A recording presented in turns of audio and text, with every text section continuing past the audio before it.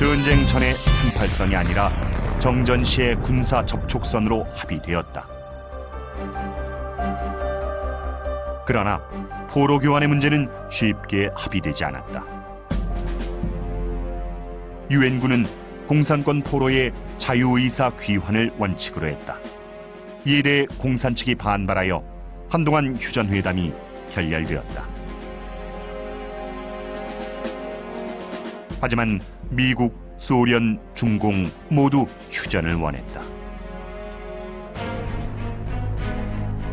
1953년 3월 휴전회담이 다시 열렸다. 이때부터 이승만의 휴전 반대가 시작되었다. 이승만은 북진 통일의 기회가 무산된다고 하여 휴전에 반대했다. 그는 정전회담에서 한국군 대표를 철수시켰다.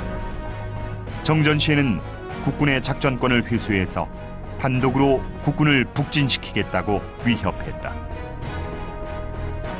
휴전에 반대하는 시위대가 미 대사관에 난입하는 일도 있었다. 하지만 이승만의 진짜 속내는 안전보장 없는 휴전을 반대하는 것이었다. 휴전 후 미군이 철수하면 한국은 또다시 소련, 중공의 후원을 받는 북한의 침략 위험 아래 놓이게 될 것이기 때문이었다. 휴전회담이 개막된 직후부터 한국 정부, 한국 국민들은 휴전회담에 반대를 했습니다.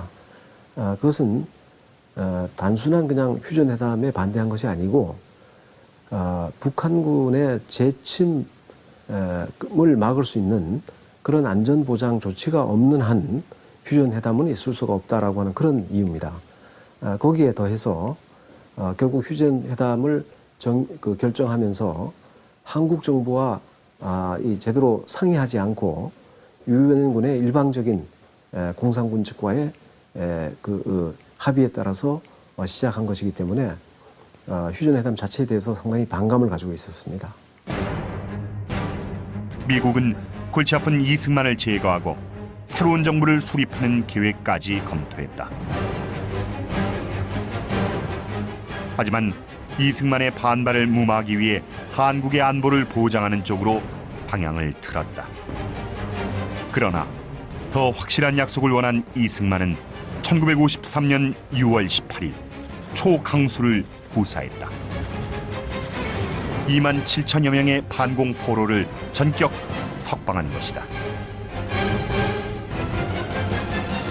경악한 미국이 미군 철수로 위협하자 이승만은 이번엔 유화책을 썼다. 정전 결정에 따를 터이니 그에 앞서 한미 상호 방위 조약을 체결해달라고 했다. 이승만의 끈질긴 투쟁은 미국으로 하여금 한국의 전략적 가치를 재평가하게 만들었다. 미국은 정전 후 한국의 안전을 보장하기로 약속하였다. 53년 6월 달에 반공 프로를 두 차례에 걸쳐서 석방했던 것도 이런 미국의 소극적인 그 자세에 대해서 압력을 넣고 방위조약 체결에 대한 입장을 관철시키기 위해서 그랬던 것이죠. 실제 그것이 주요했습니다. 53년 7월 초에 이제 아이젠하워 대통령이 로버트슨이라는 특사를 보내가지고 이승만 대통령을 달래면서 한미 상호 방위조약을 체결해 주기로 하고 그 전제 하에서 휴전 협상을 받아들이고 그리고 앞으로 있을 54년 5월 달의 제네바 정치회담 거기에 대해서도 협조를 하는 것으로 그렇게 이승만 로버트슨 조인트 커뮤니케를 발표하거든요. 우여곡절 끝에 1953년 7월 27일 오전 10시 판문점에서 정전협정이 체결되었다. 3년 1개월 2일 1129일 동안 계속됐던 6.25 전쟁은 휴전 상태로 들어가게 되었다. 6.25 전쟁으로 대한민국은 엄청난 물적, 인적 피해를 입었다. 주택과 학교, 공공시설, 도로, 철도, 교량 등 기반 시설과 공장 등 각종 산업 시설이 파괴되었다. 물적 피해액은 당시 2년치의 국민 총 생산액에 달했다. 여기에 군인 전사상자 실종자가 62만 명, 민간인 사망, 부상, 실종자가 99여만 명이었으며 유엔군 사상자 실종자는 15만 명에 달했다. 수십만의 전쟁 고아와 미망인이 발생해 있으며 가족이 이어진 이산 가족이 1,000만 명에 달하였다. 북한 측도 많은 인명과 물적 피해를 입었다. 전쟁 기간 동안 북한군의 전 사상자 및 실종자는 64만 명에 달했으며 인해 전술로 밀어붙였던 중공군의 피해는 이보다 더해서 전 사상 및 실종자가 97만 명에 달했다. 북한 민간인 피해자는 150만 명에 달했다. 6.25 전쟁 전 남한보다 월등했던 북한의 산업시설과 주택, 건물, 기반시설도 전쟁 중에 거의 대부분 파괴되었다. 이 엄청난 손실과 피해 사실을 보면 북한 공산 정권이 무력 공산 통일을 꾀한 것이 우리 민족에게 얼마나 큰 재난을 초래했는지를 알 수 있다. 6.25 전쟁은 또한 대한민국의 국민의식을 형성하는 중요한 계기가 되었다. 1950년 여름 남한 주민은 공산 치하를 경험하면서 자유민주주의의 소중함을 절실히 깨달았다.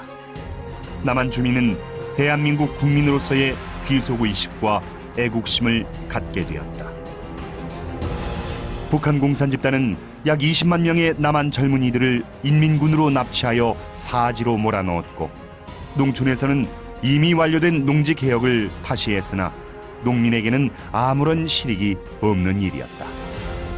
그리고 토지를 농민에게 나눠준 대가로 현물세를 징수했는데 경작지 한 평당 작물의 포기수, 포기당 이삭수, 이삭당 나달수를 계산하여 이것들을 일일이 곱한 후 내야 할 평당 세금을 산정했다.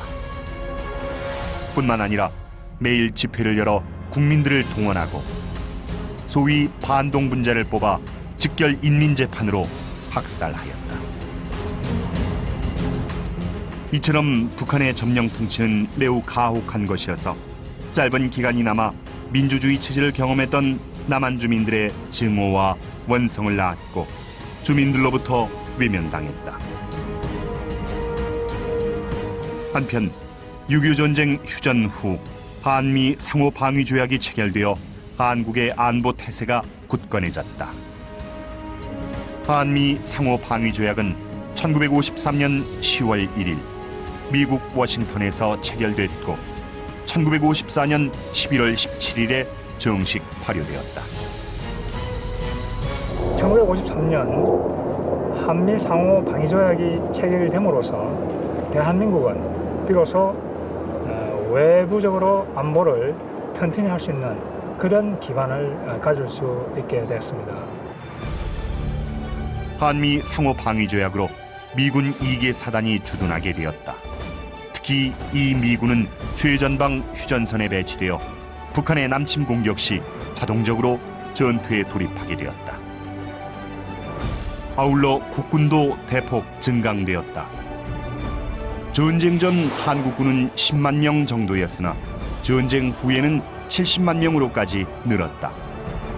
전쟁 전 8개 사단이 휴전 당시 3개 군단 18개 사단으로 늘어난 국군은 이듬해 1954년 5월까지 5개 군단 20개 사단으로 정편되었다. 해마다 1,000명, 총 10,000명가량의 군 간부들이 미국에서 연수하면서 선진 군 전술과 행정관리법을 배웠다. 이로써 국군의 국방력이 크게 증강되었다. 대한민국은 유엔의 도움을 받아 북한의 침략을 물리칠 수 있었다. 유엔의 도움이 없었더라면 대한민국은 세계 지도에서 또 한민족의 역사에서 사라졌을 것이다. 하지만 그것만은 아니었다. 한나라 국민이 자신을 지키려는 의지와 헌신이 없는데 외국군이 홀로 그 나라를 지킬 수는 없는 법이다. 대한민국 정부와 국군, 국민이 나라를 지키려는 강한 의지를 갖고 숭고한 헌신을 하였기에 대한민국이 살아남을 수 있었다.